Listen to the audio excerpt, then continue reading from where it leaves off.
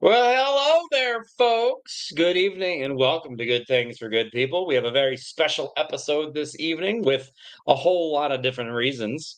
And it's a great day. Other than the fact that it's a Thursday, it's a great day. Can you all see me?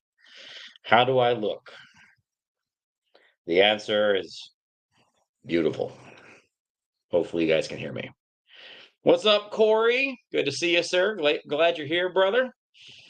I learned something new while I was playing around off camera here, and I realized that I could adjust my brightness based on this little toggle thingy on my webcam. So I'm not quite as washed out as I normally am. However, yes, my room is extremely, extremely red.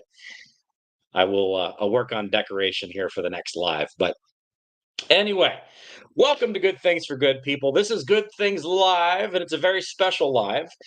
First of all, this is technically speaking the 90th day of this channel existing, so yay, golf clap for us. This is also, um, we are just, I believe, I'm not going to refresh this, we are just at 700 subscribers as of today, so yay, good for us, good job. But more importantly, we are moving this project forward. We are seeing some success and we are growing. Can everybody see me? Are we all good? I just changed my StreamYard settings around a little bit, so I'm going to make sure that everything is working good before we get into this a little bit further. Looking good, coming in clear. Great. Now let me make sure that this works as well. Perfect. That shows up as well. Wonderful, wonderful, wonderful.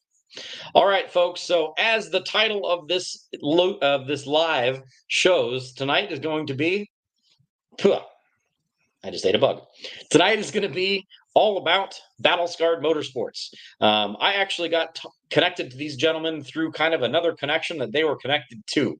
Matt Rice, who is a DNR Auto, if you happen to know who he is, had worked with these guys and had done some video with them before. And I was kind of connected to Matt Rice through Street Racing Channel, and bing, bang, boom, Bob's your uncle. I reached out to these guys, and they are a very, very cool, very interesting charity that I think you guys are really going to be interested in. That I really wanted to touch base with and kind of put an eyeball on, and try to use this social media space and this YouTube space to be able to put some eyeballs on them. Now, I have heard over the last day or two that they have had a heck of a lot of success as far as what's going on with their project. So it's all kinds of celebration today. So let me grab Brian here real quick, and we're going to get on with this show. First of all, thank you all for being here. Please do click on that like button. And also remember, thank you very much for your watch time. But if you do happen to go back and watch it again as a replay, we get twice the credit for watching them. Especially for those YouTube channels that are really small and we're trying to pick up watch hours. It's a great way to do it. So let me grab Brian, and he'll be right here with us. Add to stage. Brian, can you see me now? I can. How are you? I'm doing well, sir. You sound good. Good, good. Down there Good to south. be here. How's the weather down there in the south? Oh, it's not too bad. Sorry I didn't catch that. It's not too bad. It was cold last couple of days. I think it's going to get to a low of 19 next week for like a night, and that everyone's going to probably lose their mind, and then we'll just go back to normal a couple of days Right. later. So The it's one day of winter you'll actually typical. get. Yeah, typical. Yeah, there's 1 or 2 days it gets below like really cold, and it stays that way for a couple of days, and then it stops. So I understand.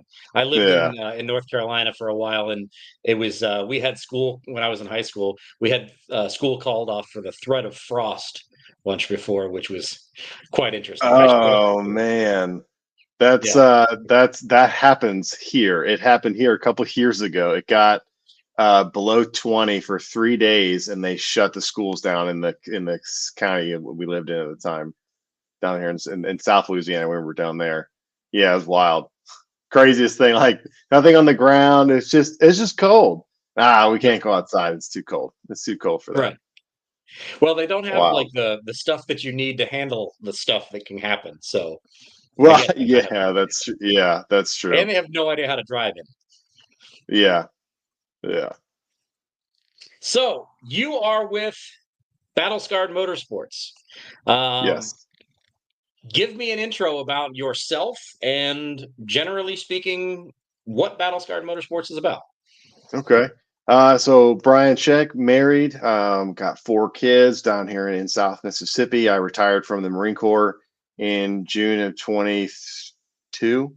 Yeah, June of 22.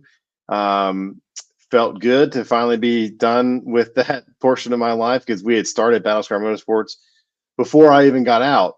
We had actually we had a different name. It was Uncle Sam's Misguided Children, and so it was USMC Racing for short, right? Sure. And because the people that started it with me at the very beginning, all of us were Marines, and all of us actually that first race were all active duty too at the time. So it was kind of neat, right? And that race was super fun under our old name, and it was all folks that I knew. It was a super blast. Well, shortly after that, I moved to Louisiana. I got stationed down at Marine Forces Reserve headquarters. I'm active duty at the time, but they needed, it's a active duty post. Um, and I brought everything with me, and we had an event a couple of months later, like after we moved in, and it was all new people. I met a gentleman by the name of Brian Fennell, super great guy. Also, he was a prior Marine from the Gulf War era, and we just hit it off really well. Had a couple other events in between, and then we linked up again in March of 19, I think, at NOLA Motorsports Park. It was me, him, and a bunch of other folks that we hadn't met. And there was a guy that showed up, and he was super quiet, and we noticed this later, right? So this is all after the fact. And he showed up on Thursday, super quiet, wouldn't say nothing. And, by Sunday, you couldn't get him to shut up. I mean, he was exchanging phone numbers, and it was just like this guy completely changed. We didn't really think anything of it. We had another event that following September, which was the first time we ran 2 cars at the same event. And we had all new folks.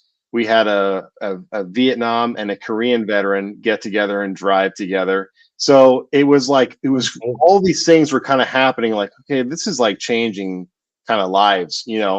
And I pulled Brian Fennell aside. I'm like, dude, I think, don't kill me if I'm wrong here. Don't forget that, blow holes in my sails if you want, but I think this is like, we could do something with this. You know what I mean? And he was like, yeah, let's try, let's see what we can do. And that's kind of how it got started. And we were doing really well. And so this goes into how we got our name, how we got the name we have now. Of course, skipping a lot of crap, but so we started doing really well. CBS got a hold of us. We got on there. It's like CBS Good Morning or This Morning or whatever it is, something like that. I forget what it was, but it was national news. The following Monday, because it aired Sunday, that following day, I got a call from a guy that worked in the trademark office of the Pentagon for the Marine Corps, and he was like, "You need to change that name of your organization because it's the assumption is you are sanctioned by the United States Marine Corps." I'm like, what? Why would we be? Why would we be? I'm like, what are you talking about, man? And we fought it for a little bit, and the guy was super rude, and that guy was such an asshole. And so hung up, had a really quick meeting with the guys we had that were running at the time, and within a couple of days we had a list, and this one won out. And I'll be honest, it was the best. I mean, I wish we would have had it from the beginning, wouldn't have to go through all that nonsense. But this name is great. It speaks, volumes about everything that we're doing and what we're trying to achieve. So yeah, it worked out for the best. But man, it was a roller coaster to get to where we are today. That's for sure. I don't understand why anybody would be confused about the fact that you're not the official, racing wing of the U.S. Marine Corps. Yeah, I know. It's kind of ridiculous. Like, you just gotta be kidding me, man. And again, the guy, I can't. And so I was active duty at the time, and that guy had to have known that because he called my personal cell phone. So he had to have known that, who I was. And oh man, I even told him, like, listen, I was arguing with him, and I was like, if you want, you can call my boss. I gave him my boss's name. Colonel Murchison at the time, gave him a cell phone. I'm like, you can call him and talk to him, but he's going to tell you the same thing. Like, I don't know what to tell you because he loved what we were doing too. So it was just kind of like, oh, I was so angry about the whole thing. But just because that guy was such an asshole about it. Just such an asshole. Just So remember that. If anybody in here is in customer service, don't be an asshole. Just right, right. man. So what you guys do, let me back up a little bit. What you guys are focused on is you are focused on bringing veterans together around the racing and automotive world. Right. You do everything from wrenching to actual racing. Right. And it's across the services, right? This is something that you offer. This is not Yeah. just a Marine thing. This is for everybody. Yeah. This is active duty, veteran, or first responders. We take them all.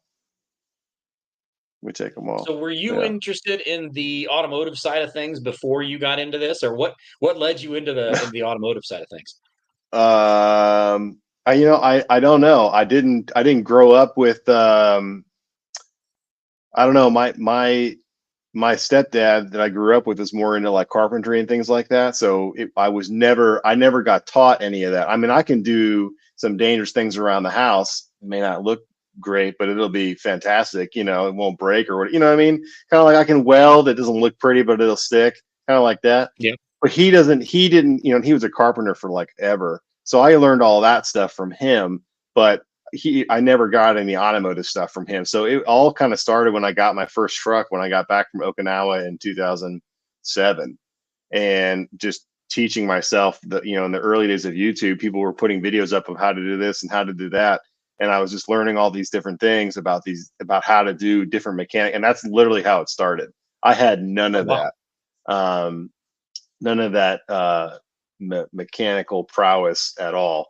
To the Okay. point now, fast forward, I have a car with me and I absolutely refuse to work on it because inevitably I'll do something that somebody has to go behind me and unfuck. And so I'd rather just leave it alone. And it's unfortunate too, because it's my favorite car. And oh man, it's like, listen, is it functional? Yes. Is it pretty? Absolutely not. Just don't touch it. Don't even look at it. If you don't look at it, it's not going to bother you, you know. But that's I get it. my I get it. COO and my PM are like, absolutely, you just need to cease and desist. So There's a famous it's what line in it the is. automotive world: "Don't make it right, get it running." Yeah, right. And Yeah, you know, is it pretty? No. Is it going to be fine? Is it going to get us back on track? Yes. yeah, Let's go.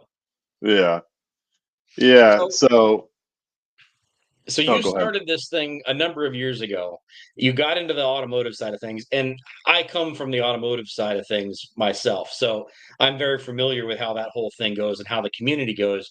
And when I first saw the video that you did, I think with Hot Shots on the Hot Shots channel with Yeah, Matt, um, it immediately clicked to me that it totally makes sense as far as the camaraderie thing goes, as far as the brotherhood of speed goes. It's hmm, a very similar situation, and I can totally see people who are coming out of that very structured, lots of close relationships, lots of trust, lots of teamwork that you have in the services, and then you're kind of released out into the wild, and you kind of lose a lot of those connections, and how that would really going to the automotive and the racing side that could bring a lot of that back. I can totally see how that yeah, makes sense.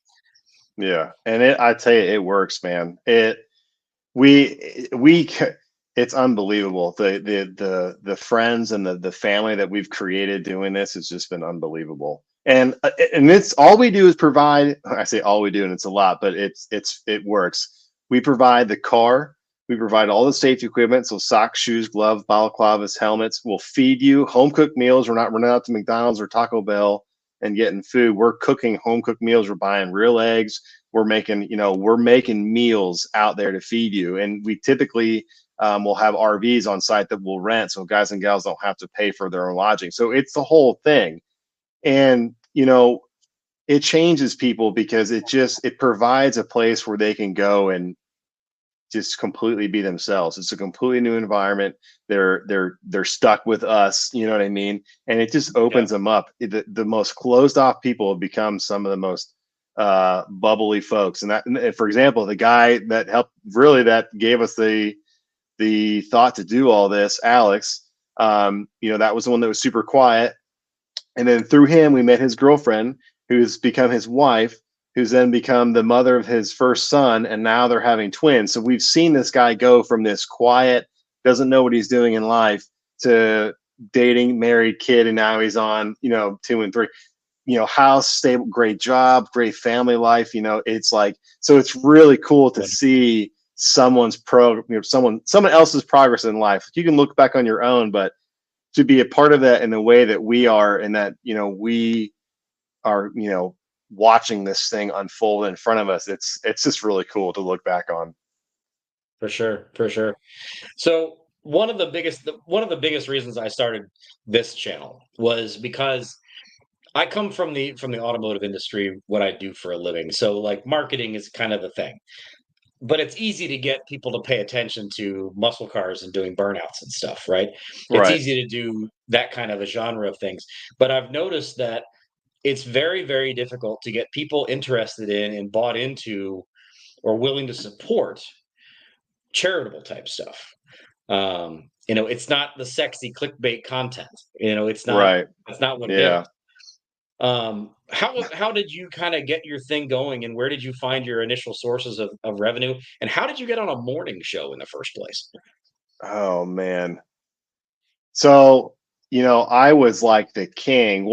So I'll start by saying one thing. Like, if you are struggling with getting a business going or a nonprofit going, you need to use. I'm glad Chat GPT is here now, but I wish I would have had it then. For the love of God, use that to the best of your ability, and it will transform your writing. It will help you write, and this is something I had to learn the hard way, the proper introduction, cold email, if you will, right? Instead of a cold call, it's a cold email. And you've got to be slick. Your copy paste, find an email address, and you're sending it over and over and over again, because you never know. Because there were days where I was sending like over 300 emails a day for weeks and weeks and weeks and weeks on end, of different organizations I was coming across.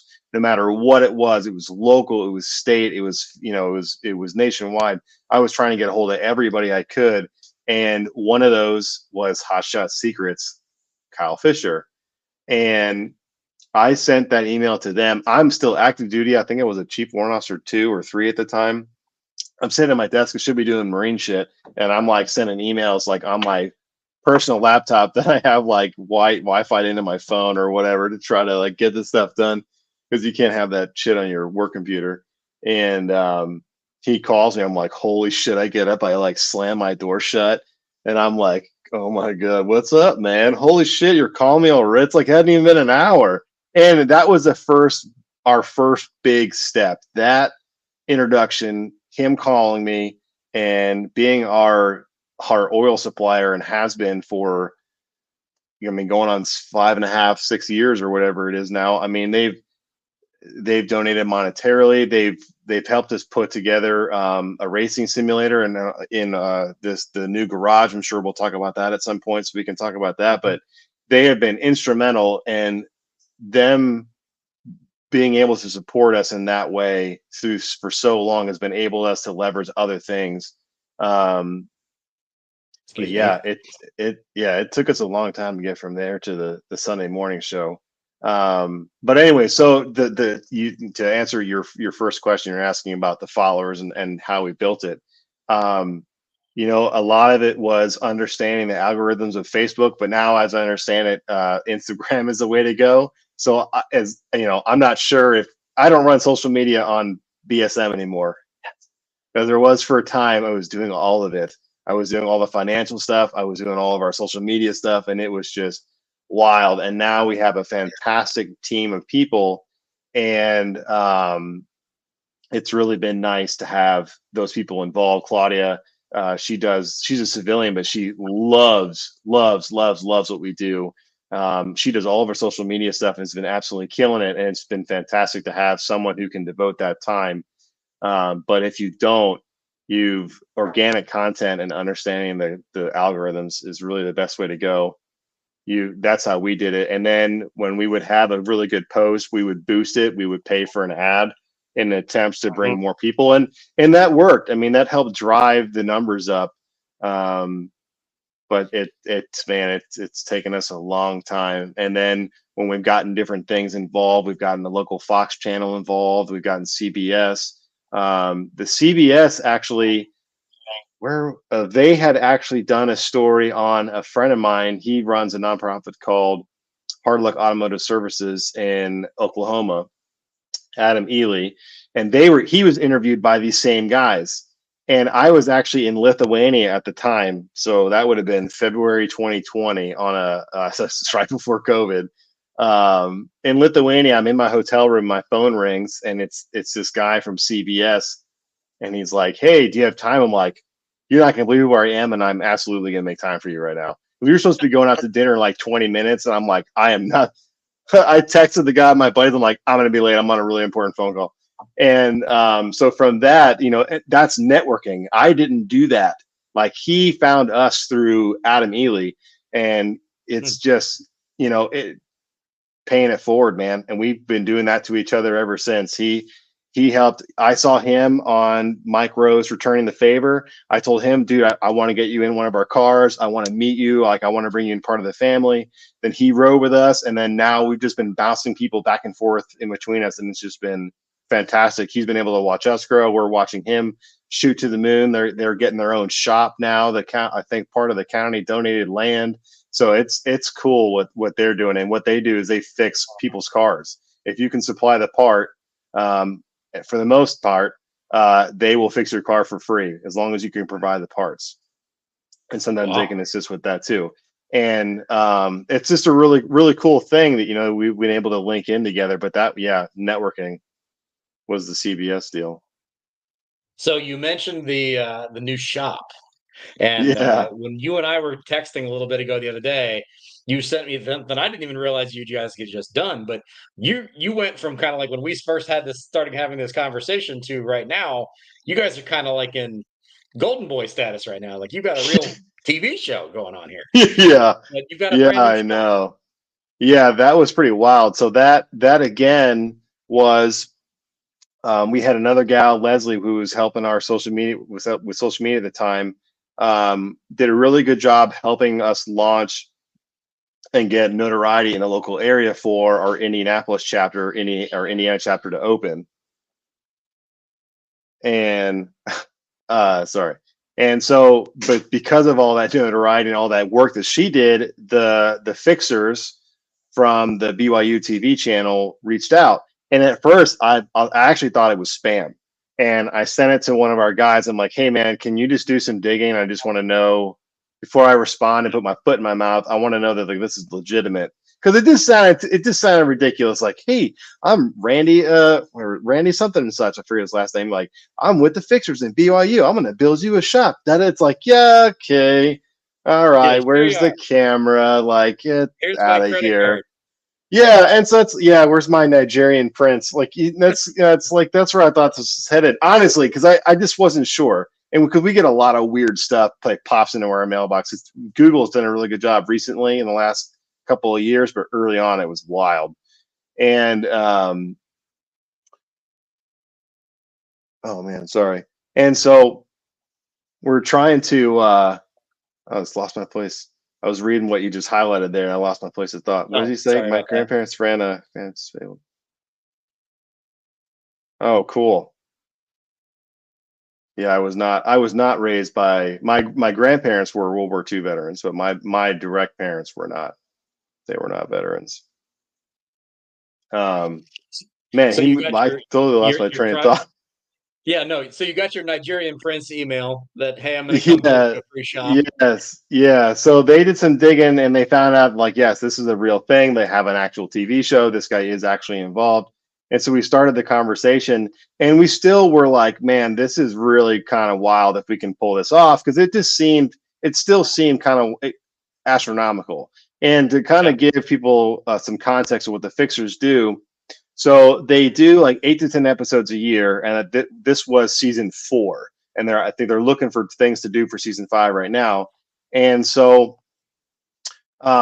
they travel the world. You know, the majority of their episodes are all filmed in other areas. Latin America, somewhere in South America, Africa, places like that that are third world country that really need help. And what they do is they'll go in, they'll build like a water purification plant, they'll build a recycling center for like a village where everyone can bring their plastic and recycle, and they can sell it, and they can go back to the town to help infrastructure and whatnot. They help with building schools, all sorts of stuff, right? That's what they do.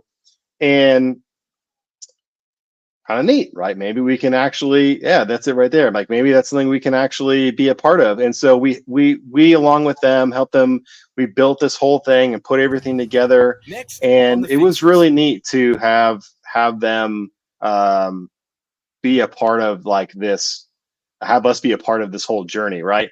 And so we didn't hear back from them for a couple of weeks or a month or whatever it was, because they were going out on location to do a couple of things.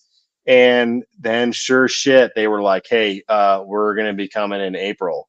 And we're like, holy shit, that was like 3 months away. And we're like, oh my God, how the hell are we going to pull this off? Like, because we have to supply, what they don't, and I get it, but we have to supply the general contracting, and that guy's got to do everything else. So all of those things take time to order and things like that. Whereas, if they were in some other country, they can get this stuff lickety split, super cheap, and you can't do that here. So it really kind of hampered the build in that way. But we were like, oh my gosh, how are we going to pull this off? And then they pushed it back to May. Oh, I got something in my mouth now. Yuck. And so they pushed it back to May. I think that was like a mustache hair. Grody. What happens? I guess, yeah, maybe even from dinner earlier. So yeah. Oh man. And so and I gotta stop breeding this stuff in this side. This guy says I gotta go feed cattle. Yeah, I got horses. I know what that's like. You're trying to relax and you realize, oh shit, I have big ass animals outside somewhere I have to take care of. Oh It's very man. distracting when you have like a whole other conversation going on that's in season. It is. I'm really trying to behave and not read it, but it's like, man, it's so tempting. It's so tempting to read. All right, sorry, my bad. No, you're fine. So I'll actually link once this is over. I'll put a link to the BYU TV Yeah, video that you guys just did into the comments down here. So if you guys are watching and you're interested, I showed just a little bit of a thing there, but I'll drop or I'll put a pinned comment in the top of it so you guys can see what that's all about. But it was really really cool to see, because most of us see that kind of like reality TV, or like, hey, we're gonna come yeah, this house or flip this house or whatever, like, bar rescue, and you're like, that's probably mostly BS. But yeah, they like legitimately came and like totally upgraded everything you guys had. yeah, yeah. They Like a worked their asses off. Yeah, I think it was like a 4 or 5 day build. I don't remember what it was. I mean, this was last June at this point now. But man, yeah, that place, and we had that thing, and that's what I wish there was a better before photo. They showed it with like, it was nice and clean. It was yeah, a clusterfuck in there before they showed up, and we spent a long time cleaning all that out. And by we, I mean Daniel Johnson and his son and some other folks over there. I didn't help too much because I was already in Biloxi, so it was like too far. But either way, so it was just a complete mess. And for them to come in and do all those things, and the fan, oh my god, the fan, like, and if any of y'all are watching it, you'll see I sweat a lot. And as the video progresses in the first part, the sweat is just going further down my shirt. I'm like, God, man, come on. And then it happens again, like, no, I'm not scratch my nose as I'm reading this. Shut up. Makes my nose itch. That's not fair. That's dirty. Hey man, those Louisiana, Mississippi summers, like it's facing the sun hot plus Yeah, like 85% it humidity. is. It really is. And this summer in particular was really bad because it didn't rain. So I mean, for when we talk to some people, their whole lives in southern Mississippi, it always South Louisiana, it always rains almost every day from like middle of June to middle of August, right? I mean, it's like almost every day, and it's typically a deluge for an hour or so, right? Right. And we got And then it none kind of of that cools off. last year. Yeah, well, yeah, for like 5 minutes, and then it's like back to steam hell. But Yeah. we got none of that this year, none of it. And so, like, all of our pastures died. It was really hard for us to find hay. It was crazy. It was just stupid hot, and it was people were saying they'd never seen that before here. It's Hmm. just unheard of to have a drought like that in South Mississippi at that time. It's just unheard of. So hopefully that doesn't happen again. That would be a bummer. Corey's a fellow Mississippian, FYI. So Ah, he's yes. struggling through it with you. Yeah. Oh man, So it's hellaciously hot. what what type of racing do you guys typically get into? Is this drag racing? Is it SCCA racing? Is it autocross racing? Is it like 24-hour lemons racing? Is it one specific type, or is it across a different Yeah. thing? Is it chapter based? Like I think you guys have an Indiana chapter now as well. Yeah. Like So does we're everybody kind of pick their own game? Well, so not necessarily. So we have 5 chapters. So we're in Texas, Mississippi, Louisiana, Georgia, and Indiana. Now that doesn't mean we only service those states. I think we service a total of like um I think 14 or 12 or 13 states, something like that, 12 to 14 states that we go to that have tracks. So, there's definitely plenty of places that we go to. We're not just, stuck to those particular states. And towards the end of the year, like we just did in December, leading into later November, we were getting together as a board and as a committee, and we were putting things together. Hey, can the Georgia chapter do this? Can Indiana do that? Can Mississippi do this? And then we put all that together, and then we send it back out for a chop, basically. And then once that's approved, it comes back to us as a board. We ominous dominus, and then it goes over to Wes, who fires it off on our brand new website, which was just released a couple of days ago, which is fantastic. Um, but it yeah, it's not as easy as it was because it was just me doing it, but now it's become more streamlined because now we've been able to, people can we can they can compartmentalize some things in a good way, right? Like I don't have to keep focusing on, my financial stuff because I'm really what I should be working on is like finding money, finding sponsors, which is what I like to do. And being able Sure. to get people on our board and on our committee and do more continue like coming back volunteer work, like helping work on the cars in the off season. That's all like really critical stuff that helps us, function much better. So you're at this point in time, you're more like you're the kind of the managing side of it at this point in time, and making sure you're bringing Yeah. new voices and people to the whole thing. Yeah, and that's what I'm better at. And it's funny because the guys will joke about it, like, yeah, don't let them touch the car, and I'm like, yeah, I don't tease me. I don't want to screw with. I'll change the oil, I'll change the tire, but don't ask me to pull the motor out and fix the transmission. I'll look at you funny. Like, just let me do that. I enjoy this much better. You know what I mean? It's just, Sure. and that's just like driving too. A lot of the guys, because I was driving at the beginning, and I don't drive anymore at all. I try not to. I did a race recently at Daytona, but I got 2 laps in and the car started acting funny, and I'm like, I am not going to break this car for these fuckers, and I'm not going to be the Yep. guy that did it either. So I lit. Sure. It started acting funny. I just limped it in. I got out. They're like, "What happened?" I was like, "It's y'all's car. It sounded weird. I'm done. Y'all can figure it out." Like, I am not going to break the car. But to answer your question about, you were saying what type of racing, it's endurance racing. And we do it through the 24-hour Lemons, Champ Car, and Lucky Dog Racing League. And those formats are typically like an 8-hour session on a Saturday and then an 8-hour on a Sunday, with a break, obviously, in between. You can party or whatever. It's usually nuts Friday and Saturday nights at those particular events. They have a 14-hour straight, which isn't too bad. And then they have 24-hour events, which we typically only bring our seasoned folks, our repeat offenders, we like to call them, because Sure. they're pretty That's pretty brutal. serious of them.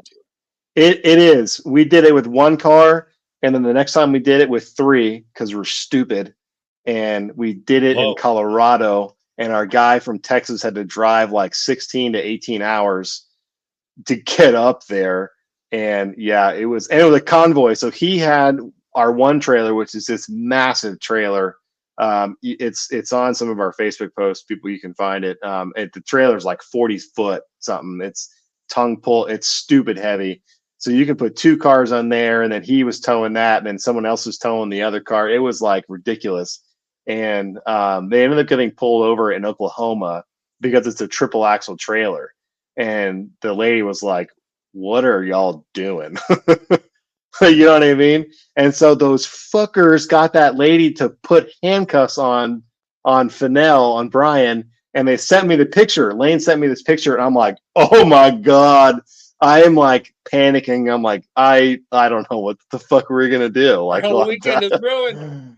yeah. And so I'm like, you have got to be shitting me. And this is right after. Well, this is them coming back, and this is right after they sent me a photo. They loaded one of the cars on backwards for some reason, and because you know this one car, because the windows get screwed up, it's cheaper just to like literally have little flappers that just go over the window, and when it busts, Yeah. you just take the window out, and you just throw a whole new one in. Like, it's just that simple. But it's not meant to hold it going the other way. So they were going down the highway, and at some point it finally let go, and yeah. Yeah. I think that may have been why they got pulled over originally. I don't really remember now. This is a while ago. But yeah, they sent me that picture, and I like lost it. I'm like, oh my god. What the fuck? Send lawyers, guns, and money. Yeah, yeah. And then they went like radio silent for about 20 minutes, and then they like called me on speaker, but how bad were you? You sons of bitches. Yeah.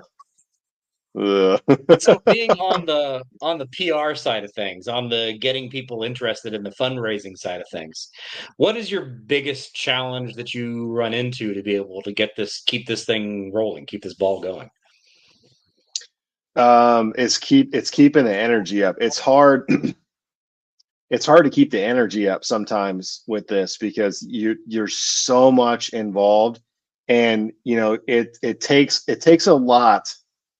Okay, let me explain it this. Let me put it this way. I'm gonna answer the question by telling a story that I think that kind of perfectly explains kind of what I'm trying to get at. So I don't know if anyone here has seen the interview, but the CEO or COO, I think the CEO and founder in NVIDIA was interviewed at some point last year, I believe. And he was asked a particular question that has gone kind of viral in some of the things, the business stuff that I follow, which isn't much. I like following like horses and stuff, but whatever, doesn't matter. Anyway, hey, barrel racing is cool, man. I wish my horses could do that. And so they asked him one of the questions was that really kind of caught everybody off guard was, would you do it all over again? And the guy thought about it for not very long, and he said no. He said, if I knew the bullshit I had to go through, the friends that would stab me in the back, the near bankruptcy, the debt, all this other kind of stuff, no, they would, I would not do it again. And, we've kind of gotten past the point of no return. And so it's really kind of, what in a book I'm reading is called The Messy Middle. It's kind of about what we're doing. Oh man, screw you, Matt, son of a bitch. And I do not. That man never sleeps. Sorry, wrong account. Go on the road and that dude is always awake. Oh my god. How dare you? That dude is the best. Road stories. That dude is the best. He really is. Yeah, road story. That was when we were trying to go to bed one night, and we were all there. Was a hobo sleeping on the porch of our house in Indiana when we were at PRI, and we're all like, "What?" I forget who noticed it first, but it was like It was right out the front door on the porch. And the next morning, me and Brian got up. Yeah, homeless man on the porch, exactly. And the next morning, me and Brian wake up. I think we all went out front. No, yeah, we all went out front, and he wasn't there, but there was a drool pile still on the wood, and it's like, oh man, dude. And it got cold that night too. So that, poor guy. What part of Indianapolis were you staying in? Bro, it was weird. These houses were really nice, but you need to like double lock your windows and doors. It was like sketchy as fuck. The the gas station Very across the different street. PRI experiences. Yeah, oh well, yeah. I mean, I enjoyed PRI, but the house we were at was wild. But the gas station across the street um, looked like a car had gone through it at one point, and they just covered it up with cardboard from the inside, and a lot of the tape had like moved, and so there was still like this breeze going into the directly in the hood. Yes, it was, and this was going right inside. And when you go in, almost nothing was behind where the clerk was. Everything was behind where he was with this. It was the craziest thing ever. Like even Advil was behind him. I couldn't even get Advil off the thing in a pack of two because we drank way too much. It was crazy, absolutely crazy. And but it was just a hoot. And we gave Kyle so much shit for that. Like, bro, yeah, this was a beautiful house, but man, and what I guess what they're doing is they are they're selling the homes really cheap because they're opening up more real estate that way. People are wanting to buy them and do exactly what these people are doing. They're turning them into Airbnbs because of the Lucas Oil Stadium and because of the convention center there is just so sought after. I mean, so it makes perfect sense. And the house next to us was beautiful. The house next to that was beautiful. The house next to that was beautiful. So it was all these houses were great, but all the infrastructure around it was absolutely shit, like just terrible. And it was just such a weird. It was just a weird. I don't even know. It wasn't a balance. What is that dichotomy? I don't know what you would call that. It was just a weird mix. It was bizarre. Juxtaposition of a beautiful house in a terrible neighborhood. But they were all beautiful. Like all the houses were really nice. It just didn't make sense. It was so bizarre. Looking up on Oh Google man. Streets, like, yeah, this looks fine. This looks like a good place to live. Oh, It there's not a did. homeless guy on this All the street. What the houses, heck? all the houses were colorful. They had like aluminum in them. Some of them were shiny. Like they was the whole shebang. Yeah. Yeah. But the hobo, man, the hobo was the best. That shit was hilarious. I can't believe that. So you bring money in. You've got cars that are those purchased through the donations, or is that something that's been donated by other people that you maintain? And how does that whole side of things work with the financial side of this for you guys? So the cars, we've purchased cars and we've built cars and we've had cars donated. So it's kind of a mix. Okay. Our very first car, Chesty, and actually on our website there, we have a section about our different cars because all of our cars have names and numbers that mean things. For example, Ladder 3. Ladder 3 is the name of the ladder company that was all but wiped out when the North Tower fell. And we gave it the name Sure. 412 for the number of first responders that were killed that day because everyone knows the number 343 for the firefighters, but it was 412 was everybody in the entirety that was killed that day. And so like Chesty, we purchased. I mean, I purchased actually at the very beginning. Ladder 3 was donated from the Richland County Sheriff's Department. That's that one right there. Wild Boar, that was one we purchased. Mako here on the right, that was it actually belongs to our Georgia chapter lead who just lets us use it, and he's fantastic about it. Hacksaw, this yellow one here, is actually a really cool story. The white one that we just saw, Mako hit a tire wall or hit a wall at like 90 and just crumpled the front left end. I mean, that car was done.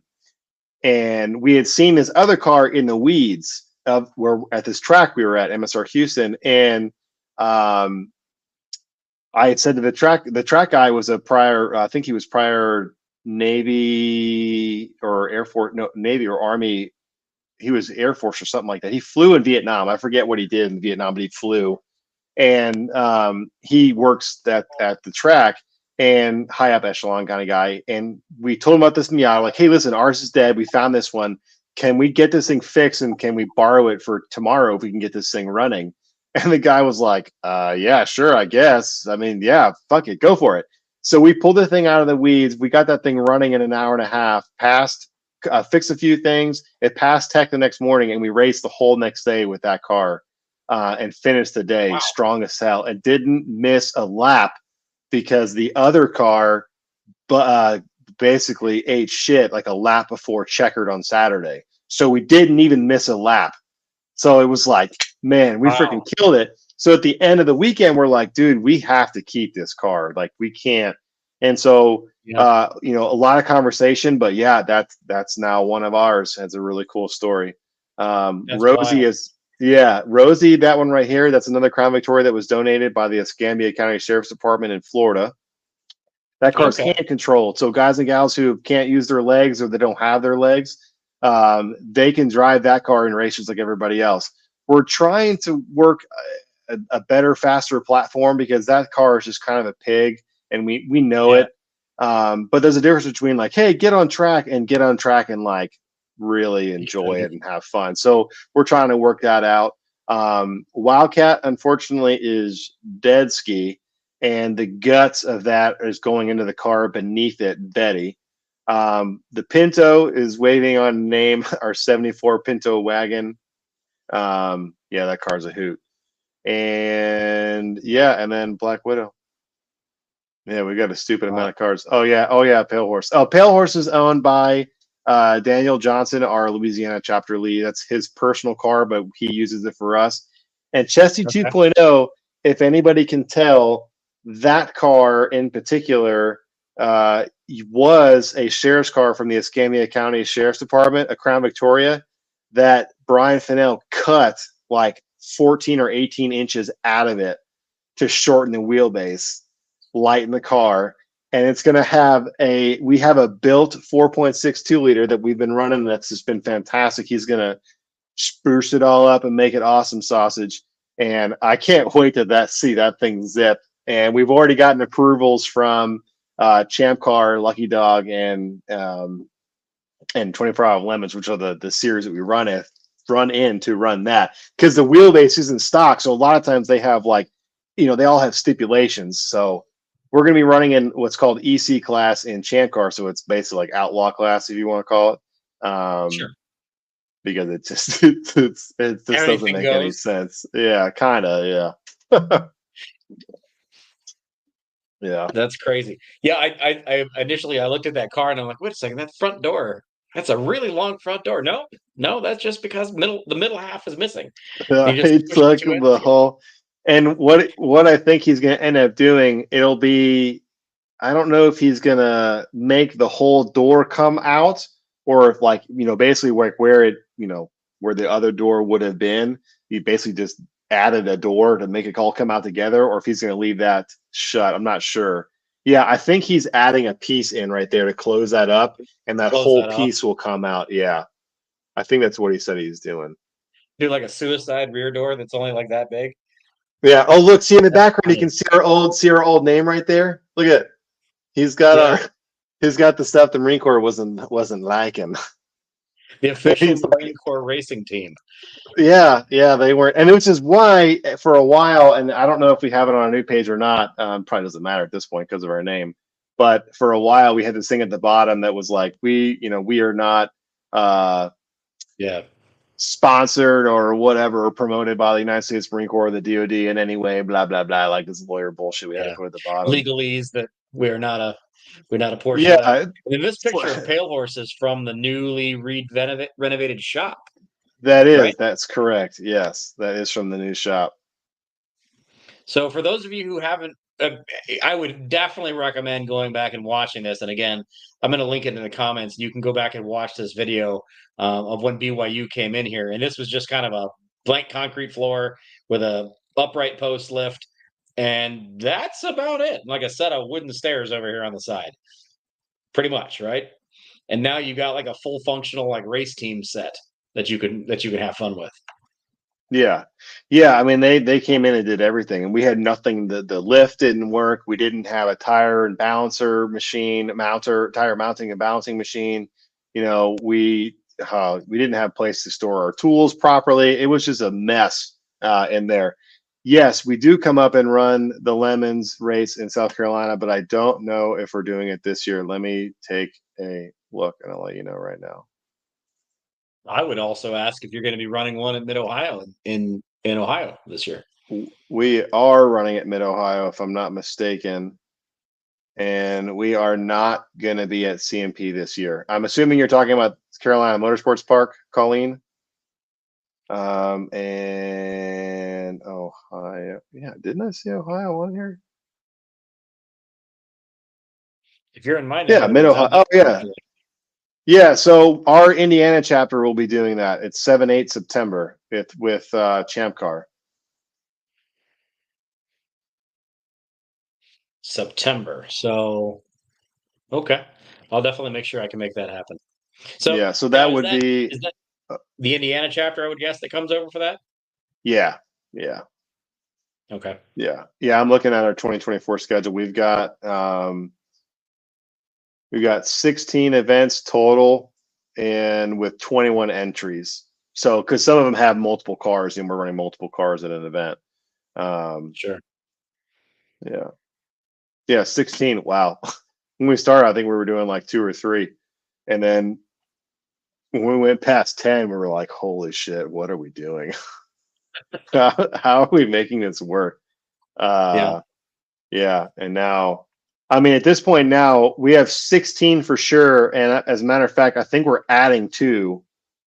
So we're probably going to be at 18 events by the end of the year. Somebody wants inside, Dad. I know you see him. Oh, great. I can see him on the camera. No, I locked you out, you dummy. Hold on. He's just going to No problem. whine, and then it's going to be annoying. I understand. I have one as well, but mine's about this big. So it's not that big of a deal. Anyway, for those of you who are just coming in now, who are just joining us, we are talking with Brian of Scarred Motorsports tonight. He has graciously given us some time to be able to discuss his experiences so far in helping to organize the chaos, as Matt puts it, and to keep the whole process of Scarred Motorsports going. They are an organization of veterans supporting veterans and putting veterans involved in race car stuff, which is a fantastic idea. And it totally makes sense once you really start thinking about like the whole brotherhood camaraderie thing, supporting each other kind of thing, which to me was absolutely as soon as I realized what it is you guys did, it made complete and total sense. Yeah. What Yeah. um what do you find is the most difficult part for a veteran coming out of service, um, that you guys run into? Is it the lack of structure? Is it the lack of brotherhood? Is it just I know there's a phrase that I've heard quite a lot about, like an adrenaline thing. Hmm. What is it typically speaking that you see the most results from with what you guys do for the people that come out for you? So I would say that it's, to answer your first question, what is it people struggle with, and it it's a bunch of things, but the basis of it is the structure. For even guys who did it for 4 years or you did it for 24 years, you've had time to, let's be honest, brainwash into a cycle, right? There's a way of doing things. You know how those things are supposed to be done, and if you keep your nose clean, it's very simple to move up, right? And and try, obviously, don't be a pushover, but it's not good. You know what I mean? Like, you got to be somebody. Yeah. You can't just be a nobody if you want to move up anywhere, really. But um, it's you have that structure, you have discipline, you have all of these things, and then the next thing you know, it's gone, right? Whether you hated your service or not, you had that, and now you don't, and it's really hard to admit that you needed that, that's where a lot of it stemmed for a lot of people that I know, which then brings on all sorts of things. You're depressed because you don't know what you're supposed to be doing. A lot of times it's really, really common for veterans to have 3 or more jobs, like within a couple of years of them getting out, whether it's, they're from a couple of years or they retire, they bounce from job to job. It's just really common because it's like, it's hard to, and I'm on my third job, so I can say I'm part of that statistic. You know what I mean? Because I got out, I thought I was having this great job, but me and the COO did not get along because the guy did not understand tact and how to Mhm. how to lead. And so, it's like, dude, you're a boss because you're a bully. You know what I mean? That's why people Right. follow. That's the only reason people are doing anything that you tell them to do, because because you're a fucking bully, and we know we can't do anything about it, and it fucking sucks. You know what I mean? And so I had to leave that, found it again in another place, left that, and now I'm with a wireless communication company, and I've like found my home. I got um, there's a bunch of veterans that were in the company that I got to talk to before I joined with the company. So it was just a really cool experience. And they gave a shit that I was a veteran. It was so hard to find that in a lot of other companies. And that leads into something else I was going to talk about was, you think, be honest, you think you're hot shit when you get out, right? When you've done over 15 years, or you're at 18 or 20 years or whatever it is, enough time to retire, Mhm. um, you you come with a lot of like knowledge. You think you're hot shit. You're like, man, I got this. I know logistics. I know finance. I know whatever. Like, I can do this. But the corporate world does not give a fuck. They truly do not. And it took me a long time to come to terms with that, because it was like, how could they not? Like, I'm literally perfect for that job. I'm perfect for that in every way. It's literally everything I've done in the Marine Corps combined into one. It's, even it's lower middle management, it's not even that crazy. And you still don't get it. And you're like, how the fuck did I not get that job? How did I not get that job? And even some lesser stuff that you apply for, you just don't get. It's hard. It's a hard pill to swallow. When you work really hard to build your reputation. And for retirees, I've had this problem. I worked really hard to build the reputation that I had, and that was all gone in an instant when I got out, and I had nothing. I had nothing to back that. I had nothing. I couldn't bring that back. And the the corporate America just doesn't give a shit. It's really insane. And now the military is doing a really good job to combat that, and they have a program called Skill Bridge. So your last 6 months of active duty service, you can basically go TAD or TDY or whatever your organization calls it, your branch, and you're a civilian. Like, you're basically out. It's, for all intents and purposes, you're done with that military life, and this is now your job. You're getting paid as whatever your rank was in the military is, and you stay there for 6 months and you work as an internship. And with the understanding of, when the internship is over, that turns into a paying job. And so that has been huge, and that has really helped a lot of people. Some other organizations that I work with have told me, like, that has definitely changed a pattern in depression and loneliness and suicidal ideations, because it's giving people a chance to get out before they get out. You know what I mean? Sure. They Kind of a still have warm to answer. introduction to civilian life. Yeah, and it's really good, and I think that did me wonders. I really wish I could have stayed where I was at. I can't believe I had to leave, um, because they're doing some really cool shit now, and I love being a part of it. But it's tough, and it's hard. It's hard to admit. It's hard to admit that. You know what I mean? Um, it's hard to admit that you're just like everybody else now. Yeah. I medically retired at just about 18 years, and I worked super hard to get to where I was, and The no one gives a outside world fuck. doesn't care. No one gives a fuck with They me. don't care. It's like, what the hell? Yeah. You know what I mean? Yeah. And that's a real serious problem to address. But I honestly think that the way that they're doing Skill Bridge and how that works, and we've seen it. I've gotten friends that were active duty that were still in. I've gotten them to come down to jobs here in South Mississippi, on Skill Bridge. So it's like, that program's great, and it's helping people, and it's helping them get out the right way. You know what I mean? Sure. Because the I typical, I'm think gonna go live at home and go to school in my parents' basement, like that's just not an option. You know what I mean? That's you're barking up the wrong tree. You know what I mean? You're begging to get in trouble. I know a lot of veterans, like my parents are of the Vietnam era. Um, my my girlfriend's father was of the Vietnam era, and a lot of those guys had some real serious reintegration problems when they came back because of a myriad of different things as far as societally Hmm. goes and economically goes, and it Yeah, was just it was a crazy time. So these guys saw terrible, terrible things. They were experiencing things that civilians would never understand. You know, they have these yeah, ghosts that come with them, and then they get back into a civilian life, and they don't have the yeah, a warm introduction. They don't have that step. They got off the bus and good yeah. luck.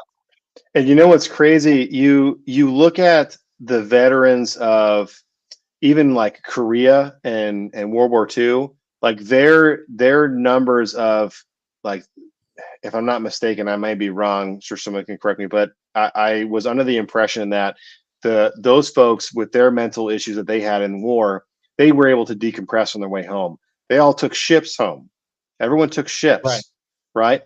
But the way it worked for those guys in Vietnam, they were getting off of the battlefield, some of them, getting showered and changing and getting on a plane within 24 hours of that firefight and being dumped off at a civilian airport because that was the cheapest flight they could get, cheapest way to get them back. And then they have to find their own way back to wherever they need to Right. go or whatever they're doing. Right. And it was just a terrible way of Good luck. doing things. Yes. And it was just fucked up. And they, and that's why I've been a real proponent of, like, decompression. Um, Mhm. SOCOM does this thing called third location decompression, TLD, where they'll ship guys to an offsite location prior to going home. So, like, I was with Marsoc for about 5.5 years, not as a shooter. I was an enabler. I still loved it though. We did all the same cool shit. It was awesome. I loved it. Um, and but they, um, man, I just lost my train of thought. Third location decompression. Yeah, sorry. They They fine. that was my first introduction to that, where they were bringing people to, like, Rota, Spain at the beginning, because they had this big resort that was used by the DoD, and then they moved it to this place outside of Charlotte. You were there for like 3 or 4 days, or 2 or 3 days. There was like a psych, and you could go out to eat, and you could kind of decompress, hang out with your family. There was a chapel in there, and that was because a lot of these SOCOM guys, they were coming back and they were like beating up their wives, and because it was Sure. just too much. You know what I mean? It was just too much stress they're putting on these guys, trying to hit all these high value targets and whatnot. And that was why they They're came still in up the with game that. too. Yeah, yeah, a lot of those guys are. I mean, I tell you, some of the guys we deployed with were true warriors, man. It was Yeah. cool to see some of those folks like really work. And to see that side of it was pretty damn awesome. It was cool. I loved it. I loved it. I think one of the things that a lot of guys have a problem with, outside of necessarily out of the military side of things. A lot of men, specifically United States men, but a lot of men have a problem admitting they have a problem, or they have any sort of weakness or any sort of chink in their armor, Hmm. or letting their guard down and letting anybody come in close, um, unless it's somebody that they can completely trust, or that who has shared a similar kind of experience. Yeah, You know, and the military guys all have that, that image of the strong, you know, guy that doesn't care about his has feelings. But even and again, when we were watching that BYU video, like, you can see the emotion that you guys can share, that you can let that yeah, armor down, and you can experience it together and kind of just heal together. yeah, That a lot of people just have a problem. A lot of guys outside of the military or just wherever have a problem letting that guard down and letting like admitting the fact that you know what, I am hurting right now. I might not Yeah. have physical scars that you can see, but I've got a lot of stuff that's up here that's gonna I'm gonna carry for the rest of my life, and I don't have anybody that I can really, help me get through that. Right. And you know what's interesting about that, the guard, you saw how quickly it goes away when you reminisce about someone you cared about, and it's healing. It really is healing, and it's I know it is hard, as just like you said, as men to deal with to do that. I was struggling really badly about this time last year. Um, I actually had to leave the other job. I was like 4 months without a job, and the bills were piling up, and it was wild, man. I was just getting more and more upset. And then I found out about medical marijuana. I'm like, fuck it, I'm gonna give that a try. Like, I'm just gonna see how this works. And you know what? I'm a fucking believer, because I started smoking that at night before I go to bed. I wake up rejuvenated. If I felt like I was kind of like off center, like middle of the day, like on the weekend, I'd take some, and it would just change my whole outlook. And I'm like, I'm ready to rock and roll. I know exactly what I need to do. I don't have a head high. I'm not got the munchies. It's really great shit. It's unbelievable. I love it. Obviously. And huge proponent if you have your card. And my wife was not having it. She was like, "Nope, we've been married like 10 years. You know, I would never have. I would. This is you're doing drugs." I'm like, "Come on, like really? Like, where are we gonna go there?" And her and I went back and forth, and I'm like, "This is the one thing I've got that helps like me deal with this, and like you don't like it." It got really bad between us. I had to end up leaving at one point. I had to like left my phone, my watch at the house. I like left for like 4 hours. I'm like, I just need to get away. And that was kind of like my personal reset moment. And then shortly after that, my wife and I started going back to church, and that's kind of where things really turned a corner, because now I had something completely different that I hadn't had for a really long time. And that made a huge difference. It was turning my heart around and doing that. Um, and so it's yeah, haven't looked back. It's been great.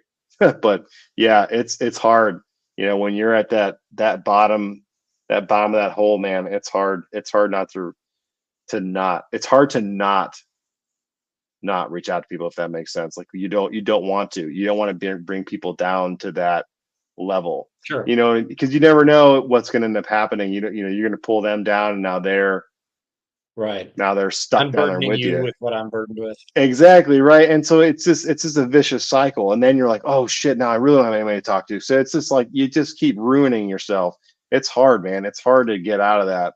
Um, it's hard to get out of that headspace for sure. Yeah. Is when you have veterans that you're bringing into it, are you out there actively searching for people, or is it something where like a friend of a friend, or a unit mate or somebody like, hey, by the way, this is somebody that Yeah. I served with that could really use you guys, or is it something where they usually are proactively coming to you for that next experience? So a little both. It's a little of both. So at the beginning, it was we were doing a lot of going and finding people. We were trying to get people behind the car, because we needed people to be a part of the organization, particularly civilians, because they're supplementing, their seat fees are paying for all of these other folks that we're trying to get a part of the program, right? We can't just do this just because someone donated oil. Like, we need way more than that.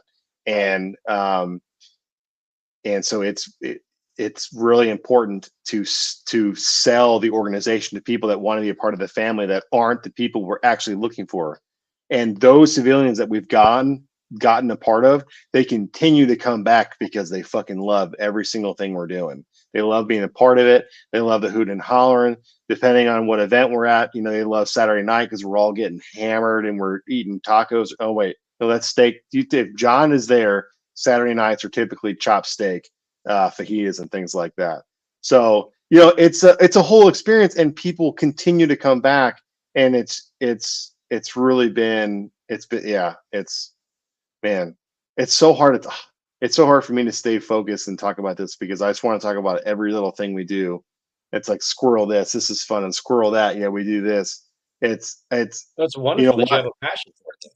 Yeah, our we've got great videos on our Facebook. Our website is great. That video that the Fixers just did is a really good job. The video that Matt did with Hotshot Secrets does a really good job. I mean, it's so great that we've been able to meet people that have being able to help us tell the story. And that's the other thing too, is you can't tell the story on your own. At some point you have to find someone to help you yell a little louder, and Sure. then you got to find someone else to help you yell louder, and then somebody else and somebody else, and then eventually you get picked up by a TV channel and they want to build you a shop. It's crazy. You know what I Yeah. mean? It's been a wild ride, and it's not where I thought. I would have guessed we'd be here at this point. Oh, I'm sure. I'm sure. Well, it sounds like it was just kind of a series of interesting events that kind of like somehow ended up with you here. Like you didn't grow up with a dad who did drag racing and then, you No, high school thing and then you went off and served and you came back and were like, hey, this is going to be the next thing. It was just kind of like this happened, this happened, this happened, and then here we are. yeah, and like yeah, basically, basically. I mean, it was just uh it's kind of nuts how this whole thing played out because it just doesn't really make sense half the time, um that we're able to do what we're doing. I mean, it's some of it's down to pure luck. I mean, we've had some pretty serious accidents in the cars. We've never had anybody hurt, thankfully, and hopefully never will. But it's pretty wild to think that we can go to PRI and make friends of some of these people that we've and that was the other thing too. When we went to PRI, we were able to meet people face to face that we've only known by the voice on their Yep. phone or the signature line in their email. And Yep. to be able to do that, thanks to Kyle from Hot Shots and Matt for making our hero cards, which I have over there, I'll show. It's like, we're able to see these people. We hand them some challenge coins, and we're like, dude, you have made a difference in what we do, and thank you. And that was huge. Everyone, like, they lit up. It just changed everything. Sure. And that kind of goes back to what we're talking about in the beginning with networking, is making sure that those people feel appreciated in some way. Is hard to do as a nonprofit when it's like, you're giving me stuff for free. I don't have money to give anything back to you. You know what I Right. mean? And We can't so treat you to a when steak dinner because I can't, yeah, we're not wounded yeah. warriors. Sorry, I don't want to tell you. So it's like it felt good to at least do that. You know what I mean? Mhm. That's one of the best parts about PRI is the chance to finally have that face-to-face interaction with somebody. And the same thing for me when I go, because I've got vendors and partners and people that I work with all over the place that I've interacted with in messaging and whatever. They've sent us parts. We've bought parts from these guys for years. Or you're just developing a new relationship and you get a chance to finally see these people in face, and you can really kind of get to know that person in real life, not just who they are in digital Right. correspondence. And there's Mm-hmm. no better experience. I don't want to keep this thing too much on the automotive side, but there is no better experience on the automotive side of things, on the performance automotive side of things than PRI, because it's Yeah. almost exclusively not just tire kickers. It's not usually just people that are there to see the bright shiny lights and the big systems and the spinner rims and the all the collect stickers and pens and stuff. It's literally people that are there to uh, try to get in touch with each other and develop yeah. relationships and see if maybe we can do something together, or hey, by the way, thank you very much, like the challenge coins you were talking about. Hey, thanks for your support. I wanted to come out and say thanks, stand in the booth and shake hands and kiss babies and give back a little bit to the people that have helped to get you to where you are. Yeah. You wouldn't have been there if it wasn't for Hot Shots to be able, to jump on board and to be able to, get you guys kind of that first push. Yeah. Yeah. Absolutely. They've carried us around. That's for sure, man. I've got a couple of questions here. Let's click on those real quick. Will you be at Thompson Motorsports or Speedway in Connecticut? Unfortunately, no, that's too far north. Right now, I guess too far northeast. Our man, I guess Ohio or Rockingham would be as close as we'd be, unfortunately. You're running at Mid Ohio in September. Yeah, we're running at Mid Uh, Ohio 7 to 8 September, and then we're going to be at Nelson Ledges road course in Garrettville, Ohio, 13 14 July. okay, And all right. all of that is on our website. Actually, there's a schedule section, and it does. It has all of our stuff for 2024 up there right now. Yeah, race and events on the left. Yep. And then if you want to race, you Oh, can race. click. That's We have great. links and things. Yeah. Oh yeah, Barber is so awesome. That track is great. If you guys have iRacing too, Scarred Motorsports has our own league, and we're trying to get a season going this year at some point. We've just been doing random sessions here and there. We also have a Discord channel. Oh, But if cool. you wanted to add yourself to our league, you just search Scarred Motorsports. We're the only one. You'll see our logo there. Just just drop a note. Let me know you were in the chat with us here, and I'll get you in. But it's great fun, and we've been getting people out who drive with us normally. So now, like, we're able to hang out with these guys and not at the track. Now we're like at our home in our pajamas, like just racing our little hearts out on iRacing. Yeah, It's fun. It really is fun. especially for those of us who are up here in where the areas where it snows in the winter and like car season is not the whole Done. year long. You know, we in Yeah. order to be able to get racing done, I literally have a racing seat like right next to this off camera. So like, Yeah. you know, if I you're gonna get some practice, that's the only way I you're gonna do it. I don't have a racing seat. I'm sitting in my grandpa's office chair that was like made in the 80s. And when I race, I have to put my chair in these little cups to keep my chair from moving because otherwise when I press the brake, Yeah. I leave the table. So it doesn't really work too well. So it's like, That's and so when awesome. I sit here, when I try to get out of here, I got to like, you know, squeeze my ass off just to get out of my seat because I'm so close, but I can't move it because if I move it, then they all pop off the freaking things. It's a whole rigmarole. Stress. Stress. Yeah, I know. First world problems for iRacing, right? Oh, and there's some of the Right. tracks. If you keep scrolling Yeah. down, you'll see some of the tracks that were actually raced. If anyone's interested, so I know endurance racing. We're not just going in a circle for 16 Right. hours. I don't know why Daytona's on there And you twice. guys race a lot of different interesting places. We do, and we try to hit as many Hey, places as we Gingerman. can. Yeah. Yeah. And we try to hit as many places as we can because we have a lot of people that want to be a part of this. And so it's kind of, we're like, oh, we can't grow. And then we like put the Indiana chapter in. And no, we can't grow. And then there's talks of that going now too. So it's like, man, what the fuck? So And it's are you guys actively looking to add more chapters into this thing, or is this kind of a grow as you need it kind of thing? I'm gonna plead the fifth because it's really preliminary things. We Sure. haven't really gone very far, but that's the hope would be to expand as far as we can go and bring as many people into the program, into the family as possible. The Sure. problem is when you grow, you're asking a lot of an individual, and the individual has to be like an upstanding community citizen, right? I mean, that person Sure. has to have a truck, they need to have a trailer, they need to have tools, they need to have the know-how, and they need to be willing to sacrifice a lot of fucking time to work on Yeah. these cars, to take care of these events. If they can't find a cook, guess what, motherfucker? You're cooking, or You're your cooking. wife is, or somebody is. Somebody's going Yeah. to cook for this event, and you're going to feed these people.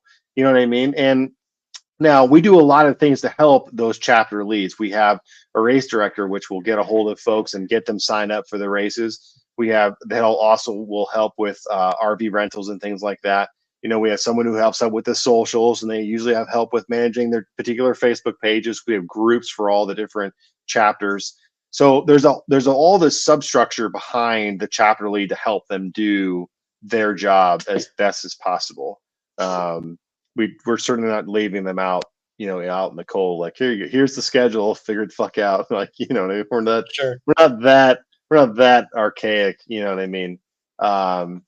But we have a really good system. It works really well, and we continue to improve, and it just makes it better. We've gotten some great people on board that have really connected a lot of the dots.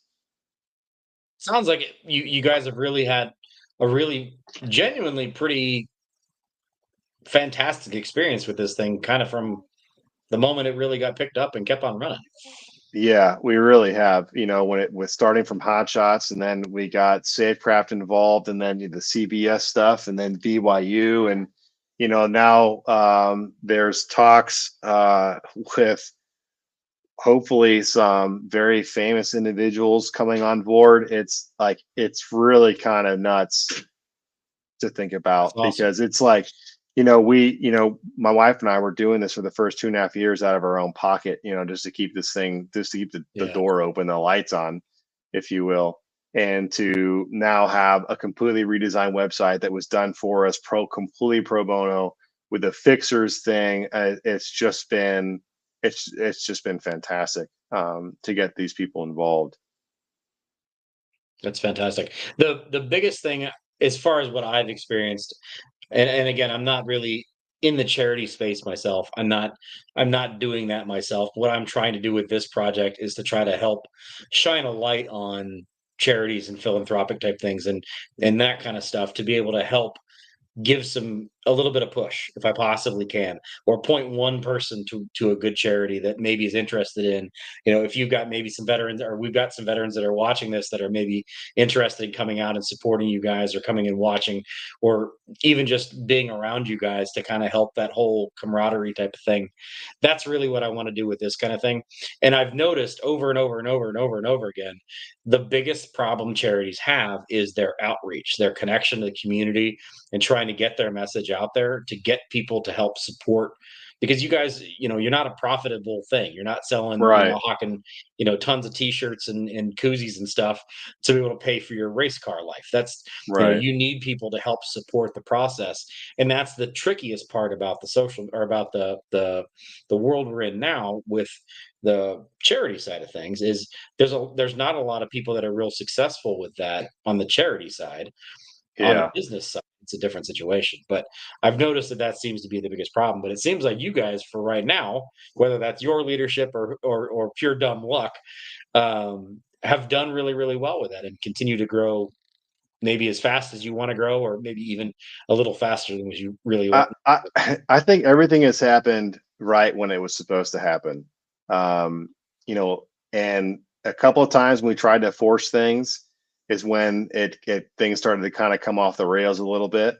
But when we just kind of step back and we just let the organization just kind of mold itself, and the different people that we come across who first were drivers and now they're on the board for, they're the lawyer now, or now they're our CFO. Like, it's really cool to have that. You know what I mean? My kids keep coming in here. Sorry. Oh, you're fine. This don't understand. What? No, I'm not making you hot cocoa. No. Okay, go. See you later. Oh, poor thing. Heartbroken. Let's wrap up here. Do you guys have your own challenge coins? We do. I'll show you. I have one right here. And let's see those hero cards that Matt made for you. Oh yeah, and the hero cards. All right, here we go. Yeah, and so from what I understand, we were the only one that got a front and back. So these are our hero cards, and if you guys can see, oh, it's backwards. Of course it is. Let me see if I can toggle this to just you. That's just me. How about this one? Nope, that's not what I want. Nope, I can't toggle it to just you. Oh, there we go. That's going the right way. Oh well, either way. So that's it right there. On the front, it's got some of our cards there, and then they had like this blurb on the back that I had written, that they put.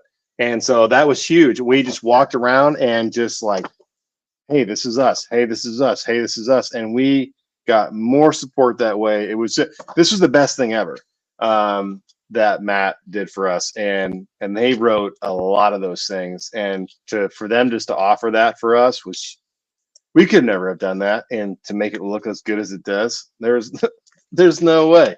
I'm still learning what hex codes we should be using all the time. Like, get out of here. So this is our challenge coin right here. That's the front of it. That's really cool. Yeah. And then that's the back. If you guys can read that. Oh man, it's really blurry. Sorry. Providing It says, adrenaline therapy. yeah, providing adrenaline therapy to our heroes since 2018. Sorry, I can't read on my end. Maybe you guys can on yours. I need to get this camera replaced, but it's too cheap. It still works. The charity thing. You got to live on cheap. Exactly. And I gotta go to Derek. Well, Hey Derek, what? My CFO. Can I buy a webcam? No. Okay. is the old one broken? No, it just sucks. Too bad. Keep using it. Just sucks. Yeah. How about it's broken? Yeah. Let's give it to my 3-year-old. He'll ruin it in 5 seconds. There you go. What do we want to talk about before we leave? How do people get in touch with you? How do people support you guys? What's the next thing that the internet can do to help make Battle Scarred Motorsports a bigger and better and badder thing? That'd be great. So like, follow, share on Facebook and Instagram, please. All of our stuff. We're really working on our Instagram stuff right now. That hopefully will be getting much bigger soon. If you want to race with us or you just want to learn more, on our website, on underneath racing schedules, there's a part that says I want to race. If you click that, it'll have a whole bunch of questions like what's your helmet size, sock shoe size, all that kind of stuff. And that way we kind of get to know you, so that if you do run with us, we have all the information on file, so we can make sure that our chapter lead that shows up has got the right stuff for whoever wants to run. If you're wanting to donate in some way, on our website, there's a big red button on the top right for donate. You need to use PayPal, a card. It goes through Square. It's all secure. And just make sure that if you're wanting it to be a recurring donation, make sure you check that. If you don't want it, make sure you uncheck it. We had an issue early on where people weren't realizing that it was reoccurring, and they were like, yeah, that's it right there. So PayPal sometimes is kind of weird. Oh, they got rid of it. Never mind, it's gone. Oh yeah, there it is. Yeah. Okay, good. That looks way better than what they did. So they must have just changed that. Nice. Yeah, before it was like this little checkbox that was already checked, and you couldn't, on our end, we couldn't change that. It was automatically checked, and we had to cancel so many of that. And Sure. oh yeah, that's why I said that, because that was such a pain. But yeah, that looks way better.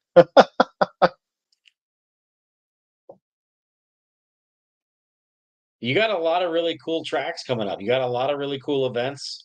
We I do. love that you guys are getting into the iRacing side of things. That's really cool, because especially Yeah. for those of us that are, that are up here in the north, where our car seasons, unfortunately, like, it's over in beginning of November, and it doesn't start back up until April. Yeah. That's a huge thing, and it gives you a way to be able to still have that same communication and still have that same camaraderie and competition and teamwork thing without even necessarily having to be face to face. So that makes a lot of Right. sense. Yeah. Well, sir, I really appreciate you coming on. Thank you so much for letting me highlight what you guys do and for Yeah. sharing all This of is your great. experience with Thank me. you. I would love to have you back at some point in time. I'll definitely try to get in touch with you guys and run into you at the Mid Ohio track. I would definitely love to come up and see that. Um, Yeah. I'm proud of you guys and what you're doing, and it's for a Thank very, you. very worthy cause. So Thank you. thank I you very much. appreciate that. It was great to be I here, man. appreciate it. Thank you. So for those of you who have not been here before, this was Good Things for Good People. This is the live version of Good Things. We are a little tiny YouTube channel with great big dreams of changing the world for good. Right now, we just clicked 700 subscribers a little bit ago, on our way to who knows how many. The idea here is we're trying to make a YouTube community that's designed to help improve and push out positivity, because let's be honest, typically speaking, most of the internet kind of sucks. So we're trying to kind of combat that. And while we're doing that, you watching these videos and spending this time on here will generate revenue for the channel that we can use to do things and support charities and good causes like Scarred Motorsports. So there's a lot of different things that we're going to be able to do with this thing, not just watch each other and communicate this way. Your watch time and your spending time here will actually generate revenue that we can use to be able to do good things. So who knows where we're going to end up. This is officially our 90th day of existence today. So thank you very, very much, Brian, for joining me for my 90th day. Thank you very You're much. very welcome. This is great. Thank you so much. Everybody have a great rest of your Thursday evening. I will see you tomorrow because I'm still going to stick to those daily video uploads. Have a great one, folks. Take care. Brian, thank you very much, sir. Appreciate you. Thank you, brother. Have a good night.